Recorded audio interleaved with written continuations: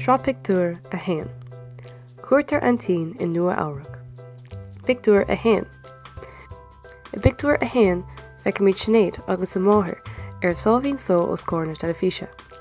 Tá an crancar náisiúnta siúl agus tá ticéad lámh na máthair. Ní chreideann si asúla nuair eicinn si go bhfuil na hibhreacha ceirte aici agus go bhfuil an dúis ciste buta aici.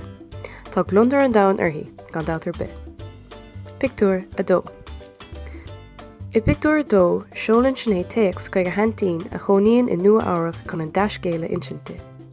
Feicimid Aintín móra ina si in na hárasán in Nua Eabhrac agus an tugtairt áléimhice. Tá rairc úntaice ar chathair Nua Eabhrac agus a cuid scríbairí spéire. Pictiúr a trí. I pictiúr a trí pléann snéad agus an máthair an bua agus a cuid planana den airgid atá acu anois.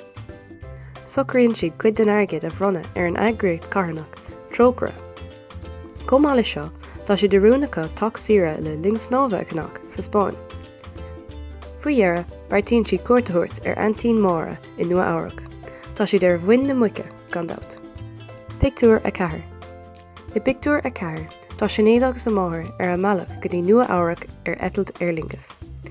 Cuireann Aintín móra fáilte chriúil rompa nuair thuirlingíonn siad ag airfort JFK.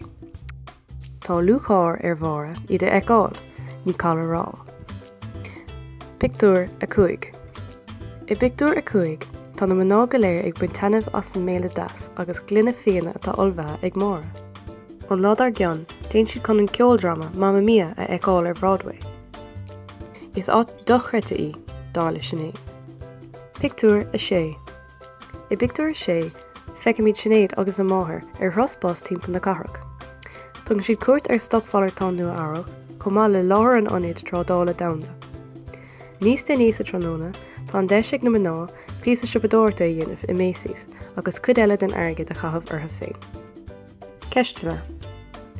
Cad atá ar siúl ag snéad agus an máthair i pictiúr a hain? Cad a ceapann snéad faoi Broadway i pictiúr a chuaig? Cá bhfuil na mná ag dal i pictiúr a sé?